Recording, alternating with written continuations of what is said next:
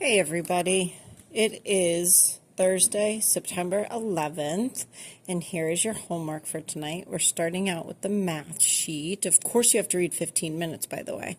That's non-negotiable. That's every night. Tonight, the homework is finding the volume for these shapes. So if you remember to find the volume, volume equals length times width times height. Let's find the length. 1, 2, 3, 4, 5. The width is 1.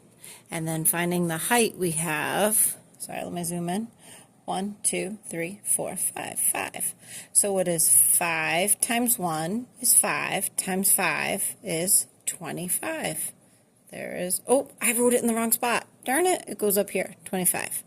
And then you're going to figure out the volume for this one and write it here, volume here, volume here, volume here. Make sure you find that length times the width times the height. Here it says circle two rectangles that have equal volume. So you're going to actually need to figure out the volume of all four and then circle the two that have the same volume. Down here you're going to have to figure out the volume of all four of these shapes and then circle the rectangular prism with the greatest volume. Okay, next sheet. This is to get you ready for the vocabulary quiz tomorrow. So you're going to try and see which word makes the most sense in the sentence. Grandpa's old truck blanked to life as we started up the engine. And then you look and see which word goes best. I would guess it would be chugged or sputtered. Remember today we talked about how these two words are very similar. So if the engine chugged, it went slow and noisily.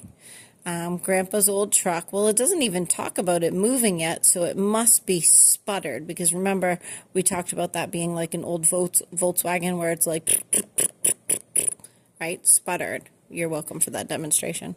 So this one I would write sputtered.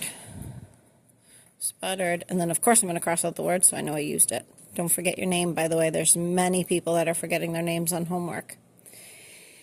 And that would be it for your homework tonight. I hope to see your parents at open house. This is parents only. Of course, if you have no babysitter, kids are welcome, but they're encouraged to stay home. And I do not have a special guest today. I apologize. I'll work on that. You guys have yourselves great nights, and I will see you tomorrow for Friday. Bye, everybody.